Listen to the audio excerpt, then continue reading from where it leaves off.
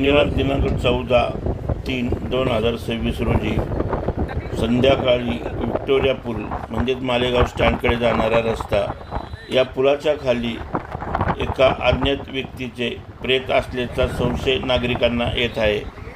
सदर व्यक्तीचे फक्त मानेच्या वरचा भाग म्हणजे डोके फक्त दिसून येत असल्याचा नागरिकांना संशय आहे व तसे पाण्यामध्ये दिसत देखील आहे. त्यामुळे नागरिकांनी गंगेवर व्हिक्टोरिया पुलावर थांबून मोठ्या प्रमाणात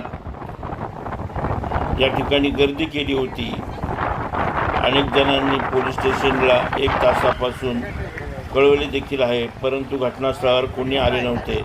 दरम्यान नाशिक जन्मचे संपादक चंद्रकांत धात्रक यांनी 112ला फोन करून सदर व्हिक्टोरिया पुलाखाली असलेल्या प्रेतासारख्या वस्तूबद्दल कळवलेले आहे.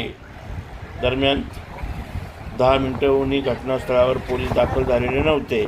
नागरिकांमध्ये मोठ्या प्रमाणात संभ्रम होता व नागरिक गर्दी देखील करत होते. याबद्दल अधिक माहिती देताना एका युवकाने सांगितले की 1 तासापासून या ठिकाणी हे प्रेत इकडून तिकडे वाहत आहे व पोलिसांना देखील कळवलेले आहे. दरम्यान नागरिकांमध्ये संभ्रम आहे.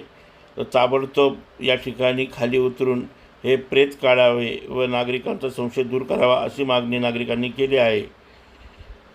तिथं पाशी इथं एक बोट पडेल आहे, तिथं 1.5 तासापासून कोणी जाऊन नाही राहिलं. पोलिसांना पण कॉल केला, एक जण नाही येऊन राहिला. तो बाबाची बॉडी आता व्हाईट आली तर एक जण येते. नमस्कार आहे, आमच्याकडून लवकर ती बॉडी काढून घ्या.